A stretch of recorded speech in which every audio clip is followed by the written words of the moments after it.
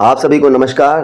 ये देखिए घंटाघर के पास गुलरिया गर्दा मोहल्ला स्थित दुधेश्वर महादेव मंदिर है, जो आरएसएस कार्यालय के ठीक सामने स्थित है। ये 200 वर्ष से अधिक पुराना है। यहाँ पर इस समय ये यज्ञशाला का मंडप बन रहा है। ये तैयारी इसलिए की जा रही है, यहाँ 3 दिवसीय कार्यक्रम होना है। दुधेश्वर महादेव मंदिर में 26, 27 और 28 तारीख को 3 दिव्य कार्यक्रम होने हैं। इन कार्यक्रमों की तैयारियों को देखकर कई लोग श्रम दान कर रहे हैं। आसपास के लोग ही नहीं, जो इस मंदिर के बारे में, शक्ति के बारे में जानते हैं, वो यहाँ पर उनकी यहाँ श्रद्धा है, उन लोग का भी काफ़ी सहयोग प्राप्त हुआ है, जिसके बाद ये कार्यक्रम निर्धारित हो सका। इस बारे में आपको यहाँ के नगर पुरोहित दिलीप मिश्रा और पुरोहित अरविंद पंडित जी, जिनके हाथों से पूरा कार्यक्रम और ये हवन वगैरह सब होने हैं। ये देखिए मंदिर का पूरा परिसर आप देख रहे हैं। पूरा परिसर बहुत ही बढ़िया है। जिसके अलावा यहाँ का अर्घा और अन्य प्रतिमाओं का यहाँ पर जीर्णोद्धार होना है। इसके लिए तैयारी भी लगभग पूरी हो चुकी है।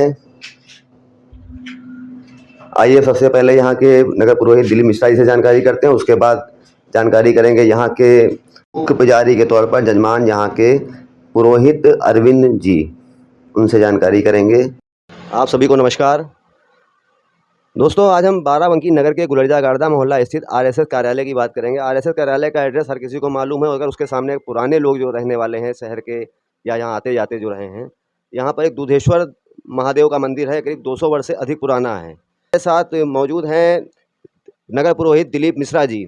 इनके परबाबा के समय ये मंदिर का निर्माण हुआ था। उसके बाद इस मंदिर की वर्तमान समय में जब ये कुछ मूर्तियाँ अब क्षतिग्रस्त हुई हैं या कुछ उनमें कुछ त्रुटि आ गई है, इस कारण काफ़ी दिनों की तैयारी के बाद एक बड़ी तैयारी के रूप में 3 दिवसीय कार्यक्रम होने जा रहा है। इस बारे में नगर पुरोहित जी हमें बताएंगे, दिलीप मिश्रा जी, कि कैसे जीर्णोद्धार की रूपरेखा रखी गई है और क्या-क्या तैयारी है, भव्य तैयारी है, कैसे शोभा यात्रा निकलेगी और क्या-क्या कार्यक्रम होने हैं। आइए इनसे जानते हैं।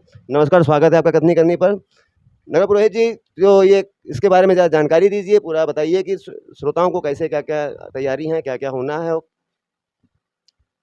यह कल 26 तारीख को हमारे यहाँ मंडप छादन की व्यवस्था है।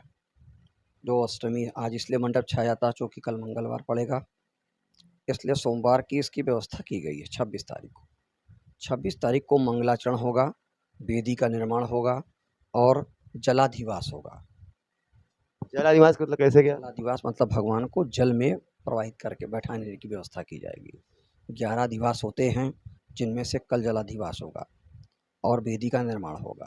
परसों जितने भी दिवास हैं, केवल शय्याधिवास छोड़ करके फलादिवास है और पुष्प दिवास है, मिष्ठान दिवास है, जो भी स्थान व्यवस्था की गई है वो 27 तारीख को सुबह 5 बजे से व्यवस्थित रोज का पूजन है, जिसमें 27 तारीख को शाम को 3 बजे से नगर भ्रमण, जो यहाँ से घंटाघर धनोखर होते हुए छाया चौराहे से कैलाशाश्रम होते हुए नागेश्वरनाथ और नागेश्वरनाथ से सट्टी बाजार होते हुए पुनः अपने गंतव्य स्थान को वापस आवेगी। उसमें मंगल कलश लेकर के औरतें निकलेंगी। सेकंड डे 28 तारीख को मूर्ति स्थापन दिवस है, जिसमें मूर्ति स्थापित होंगी और अग्नि दिवस जिस समय होगा, अग्नि का वास बनाया जाएगा, जिससे 3 दिन अग्नि प्रज्वलित बनी रहेगी। पूर्णाहुति 28 तारीख को होगी और शाम को 2 बजे कहा गया है पहले कन्या भोज होगा, फिर जितने भी ब्राह्मण नगर के उपस्थित होंगे, हमारी तो यह है कि 100 ब्राह्मण आ जाएं, उनको भोजन होगा, प्रसाद ग्रहण करने की व्यवस्था है। उसके बाद नगर के लिए आपकी व्यवस्था, भंडारा की व्यवस्था सुनिश्चित की जाएगी। एक विशेष व्यवस्था ये है कि सबको भोजन बैठकर कराने की व्यवस्था की गई है। जो आज के समय में लोग प्रसाद केवल हाथ में देते हैं, वो भंडारा नहीं है। बैठ के खिलाकर उनके पेट की इच्छु तृप्त हो जाए, इसके लिए व्यवस्था की गई है। पुरोहित जी, इसमें जैसे जो लोग शामिल होना चाहते हैं उनके लिए क्या-क्या है, बता दीजिए। कैसे सुनिश्चित करें आने का समय और किस तरह से कौन-कौन कार्यक्रम में? समय सुबह 5 बजे से 2 परिवार पति पत्नी ने इसका संकल्प लिया है, वो लोग सुबह पूजन में करेंगे। हवन में अपनी सामग्री ला करके आप हवन में बैठ सकते हैं। जो भी लोग बैठना चाहें उनके लिए कोई प्रतिबंधित नहीं है, लेकिन ये कि सुबह पूजन 5 बजे से प्रारंभ करने की व्यवस्था की गई है, जो 10 बजे, साढ़े 10 बजे तक समाप्त हो जाएगी। उसके बाद पट बंद हो जाएंगे, चूँकि रोज़ एक वास है। उनको सैयाधिवास जब बारात लौट कर आवेगी तो उनको सैया पर शयन करने की व्यवस्था सैयाधिवास कहा जाता है। जी, तो वो सब व्यवस्था तब आपको रात्रि भर विश्राम करेंगे भगवान, सुबह अपने स्थान पर स्थापित किए जाएंगे। यह रूपरेखा बनाई गई और पूर्णाहुति होगी। शाम को प्रसाद वितरण की व्यवस्था है, भंडारा बैठ के खिलाने की व्यवस्था की गई है। मूर्ति जो इसमें स्थापित हो रही है भगवान की, तो वो क्या विशेषता है, उसके बारे में बता दीजिए। देखिए, आज हमने ये व्यवस्था की है कि जो शिवलिंग अर्घा है वो 2-3 भाग में खंडित हो गया है अर्घा।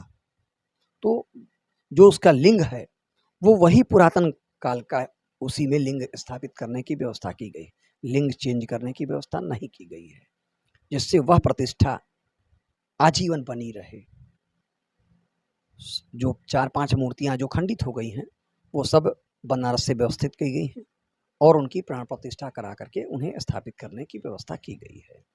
पुरोहित जी, आपका हम डिस्क्रिप्शन में, अपने चैनल के डिस्क्रिप्शन में नंबर आपका डाल देते हैं, जिससे वो जो भक्त श्रद्धालु जो भी यहाँ दर्शन करने के इच्छुक हो या यात्रा में शामिल होना चाहते हैं, शोभा यात्रा इसमें भी, बारात में, तो वो आपसे संपर्क करके उसकी जो है रूपरेखा जान सकते हैं। कार्यक्रम 3 दिवसीय है पूरा आपका, कल से सोमवार से कल से शुरू हो रहा है। पंडित जी, अरविंद जी, ये किस तरह से एक पूजा पाठ विधि विधान से होनी है, कौन से, इस पर जरा प्रकाश डालिए, कैसे पूरी जानकारी दीजिए। सबसे पहले तो हम आपका परिचय कराएंगे दूधेश्वर महादेव मंदिर से।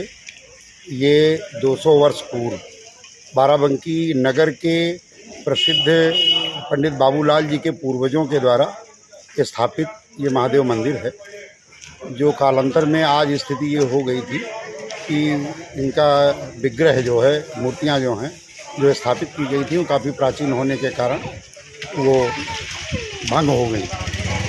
तो वास्तु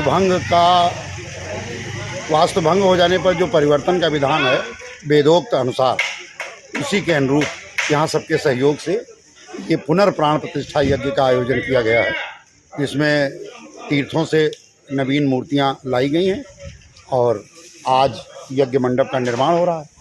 ये सामने यज्ञ मंडप बनेगा और यज्ञ मंडप में कल प्रातःकाल वेदी पूजन से हम आरंभ करेंगे और उसके बाद कर्मकुटी का जो वैदिक विधान है उसके अंतर्गत मूर्तियों के संस्कार में जलाधिवास, अन्नाधिवास, पुष्पाधिवास और मंगलवार की शाम को प्रदोष काल में 6 बजे नगर भ्रमण करके फिर शय्याधिवास और 28 तारीख बुधवार को सवेरे गुप्त नवरात्र की 9वीं तिथि में स्थिर मुहूर्त में पुनर्प्राण प्रतिष्ठा संपन्न होगी और फिर सब भक्तजनों के सहयोग से 11 बजे से अनवरत महादेव जी की इच्छा तक एक विशाल भंडारे का आयोजन किया जाएगा। धन्यवाद।